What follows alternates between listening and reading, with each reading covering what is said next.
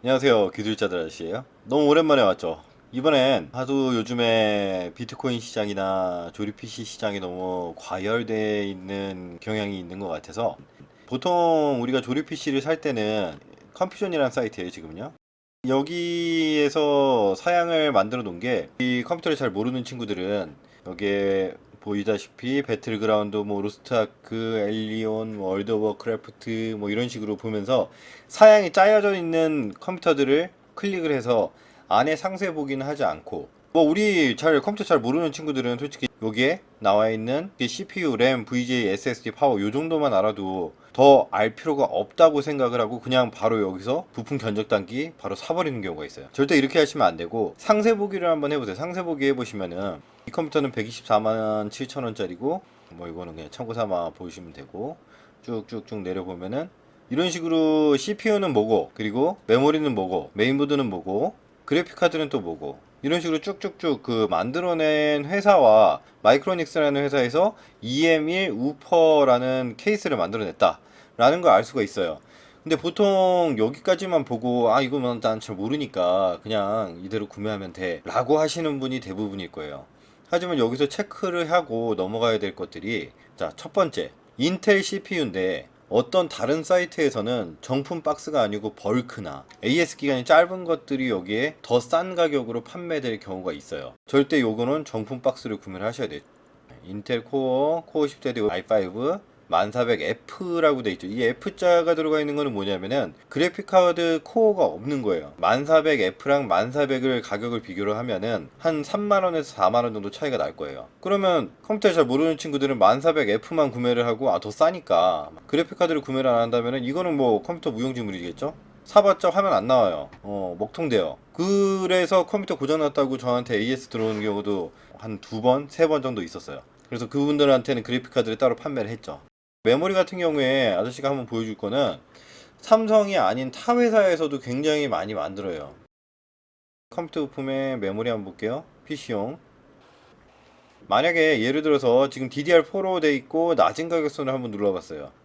낮은 가격선을 누르면은 삼성이 아닌 여타 여러 가지 메이커들이 나와요. 이메이션, 테라바이트, 뭐 게일, 에센코어, HP.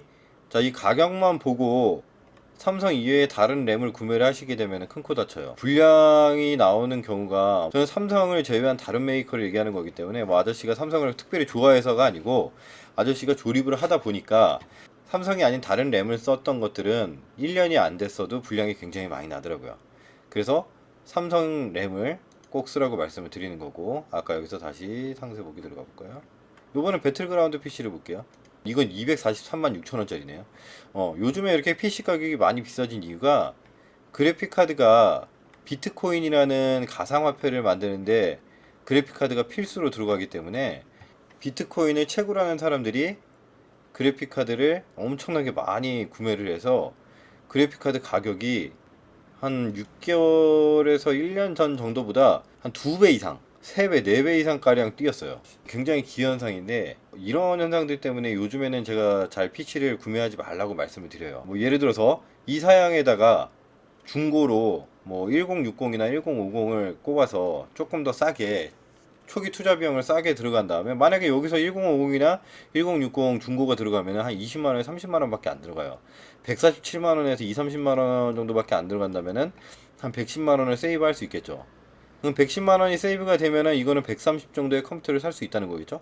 뭐 어쨌든 간에 그래픽카드는 있긴 있어야 되니까 그렇게 해서 세이브를 해놓고 비트코인 시장이 안정화됐을 때, 이제 많이 비트코인을 채굴 안 한다 싶을 때 그래픽카드가 내려갔을 때 신품 그래픽카드로 구매를 하는 것도 좋아요. 뭐 한 가지 팁으로 말씀을 드리면은 3060이라는 그래픽카드가 비트코인 채굴이 안 되게끔 설계가 돼서 나온다는 말이 있어요. 뭐 어쨌든 3060 정도 돼도 어딘가는 게임은 다 돌아가요. 배틀그라운드 같은 경우에는 중업 돌아가고요. 로스트 아크도 중상업 돌아가요. 월드 오브 워크래프트 같은 경우에는 3060으로 상업까지 돌아가요. 월드 오브 워크래프트 자체가 워낙에 잘 만든 게임이라 가지고 그래픽카드 호환을 잘 안 타요. 뭐 오버워치 같은 블리자드 게임 같은 경우에 호환을 잘 안 타요. 리그 오브 레전드 같은 경우에는 요거는 워낙에 저사양 게임으로 요것도 최적화를 잘 해나갔고, 어중간한 그래픽카드로는 다 잘 돌아가요. 여기에 지금 올라와 있는 모든 게임들을 3060 정도면은 그냥 원활하게 다 잘 돌릴 수 있어요. 대신 배틀그라운드를 눌렀을 때 3070이 나오는 거는 배틀그라운드 게임 자체가 너무 고사양 게임이기 때문에 3070이 나와 있는 거고, 이 3070 게이밍 트리오 같은 경우에는 뭐 이거면은 근데 너무 가격이 비싸죠. 그리고 아저씨가 유튜브에 올렸던 것처럼 공식 인증받은 980 시리즈 500기가 M.2 NVMe 이건 거의 필수예요 요즘에는.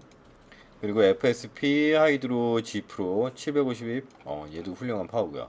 뭐 이런 식으로 수박 겉핥기식으로 겉으로만 보고 컴퓨터를 구매하지 말라고 말씀을 드리는 거예요.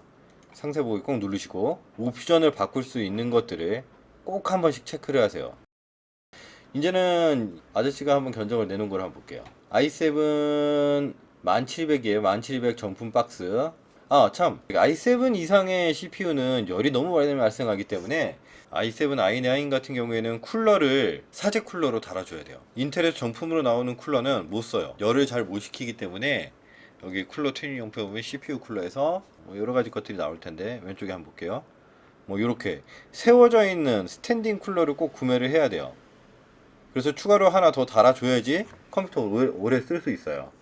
그리고 아저씨가 요 빅타워, 여기 빅타워에 주목해주세요. 빅타워 케이스 같은 경우에는 위에 보면은 미들타워, 미니타워, 빅타워, 슬림, 뭐 랭마운트, 뭐 기타 등등 있는데 우리가 알아야 될 거는 보통 일반적인 사용자는 미들타워, 미니타워, 빅타워 이 정도만 알면 돼요.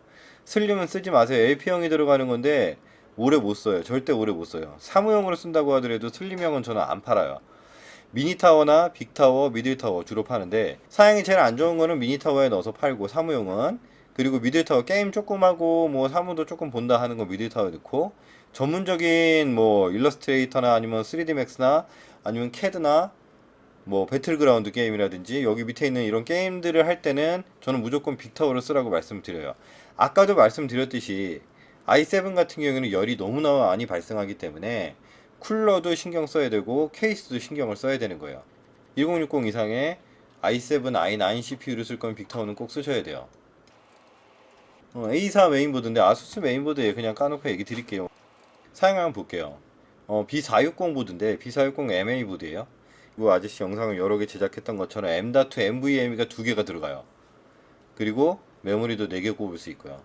CPU 부분 뭐 이런 식으로 지원하고 메인 칩셋은 요거고 뭐 메인 메모리는 요거. 이 메인 메모리 중요해요. 메인 메모리 몇 기가까지 지원이 가능한지 그런 것들도 굉장히 중요해요. 확장 슬롯 해가지고 몇 기가까지 메모리가 지원 가능한지. 보통은 128기가까지 지원을 하는데 현재 나와 있는 단일 램 하나짜리 램으로 32기가짜리가 최고 사양이거든요. 그거를 4개를 꼽게 되면은 128이 되니까 128을 최대한 지원할 수 있는 게 맞겠죠. 그리고 메모리는 아까 말씀드린 것처럼 삼성전자 16기가 NVMe M.2, 그리고 이분 같은 경우에는 서브로 느린 하드디스크도 하나 넣어달라고 했어요. 여기는 이제 데이터 저장 용도겠죠. 아까 500기가짜리 NVMe를 넣었는데 500기가로는 좀 부족할 것 같아. 나는 D 드라이브에 영화나 뭐 여러 가지 사진들이나 내가 저장할 게 좀 많아 라고 한다면은 느린 하드디스크, 느리지만 용량이 크고 저렴한 하드디스크, 옛날 하드디스크예요. 이런 것들을 서브로 D 드라이브로 넣는 거죠. 그렇게 해서 하드디스크는 얘가 C 드라이브고 얘가 D 드라이브. 그리고 저는 주로 파워를 에너맥스 거 주로 써요. 이 아이가 제일 불량률이 별로 없는 것 같아요. 뭐 다른 파워들도 뭐 대동소이한데, 자 파워를 볼 때 얘네가 직접적으로 표기해 놓은 출력은 600W예요. 600 AGT 해가지고 600W라고 표시가 되어 있는데 테스트 전격이, 그러니까 테스트를 해봤을 때 600W가 안 나오는 경우가 있어요. 여기도 설명이 써있죠. 표기 출력은 업체에서 명시한 출력 테스트 전격이고, 그리고 테스트 전격은 컴퓨터 내에서 전문 장비로 측정한 출력이에요. 파워를 볼 때 워런티 기간이 굉장히 중요해요. 보상 보증 5년이나 돼요. 600W짜리 파워인데 700W 넘어가면 10만원, 돈 10만원이 넘어가면서 10년 워런티를 봐줘요. 굉장하죠? 10년 동안에 파워가 고장나면은 무조건 에너맥스에서 공짜로 교체해 준대요. 뭐 파워 같은 경우에는 뭐 호불호가 갈려요. 에너맥스도 가끔 뭐 초기 불량이 나오긴 나오는데 솔직하게 저는 아저씨 같은 경우에는 뭐 이런 여기 있는 여러 가지 제품들을 쓰면서 아수스 이 보드를 한번 써봤어. 근데 이 B460 MA 보드가 한번 초기 불량이 아저씨가 썼는데 나왔어. 그러면 아저씨는 두 번 다시 안 써요. 이 보드는 다른 걸로 갈아타죠. 그리고 에너맥스도 불량이 나왔어. 그럼 에너맥스는 당분간 안 써요. 그리고 뭐 마지막으로 이제 게이밍 모니터예요. 게이밍 모니터. 게이밍 모니터인데 여기 144 프리싱크라고 써 있잖아요. 요거 같은 경우에 뭐냐면은 주사율이라는 게 있어요. 왜 모니터가 왼쪽 오른쪽 왼쪽 오른쪽 켜지는 게 144Hz, 70 보통 일반적인 모니터 같은 경우는 75Hz로 왔다 갔다 해요. 주사율이.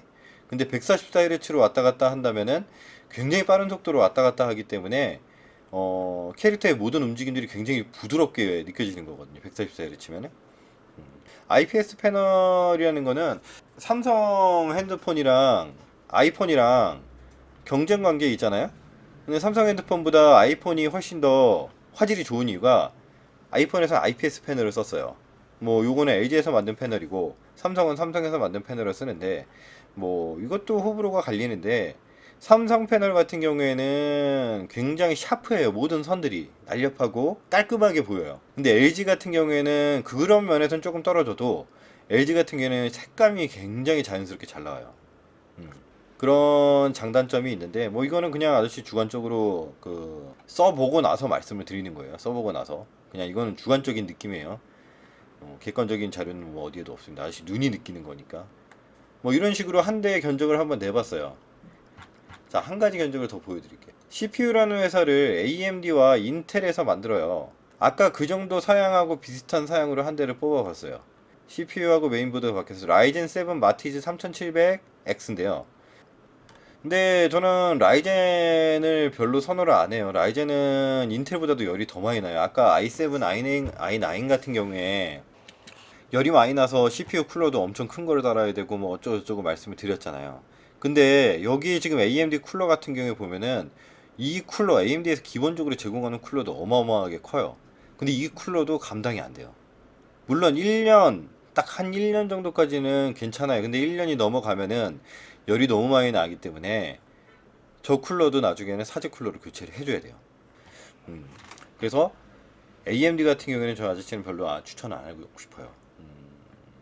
뭐 벤치마킹이나 뭐 이런 것들에 대해서는 뭐 파이어 스트라이크나 뭐 파스나 뭐 타스 타임 스트라이크 할 때 점수 자체는 AMD가 훨씬 더 높아요. 인텔보다는.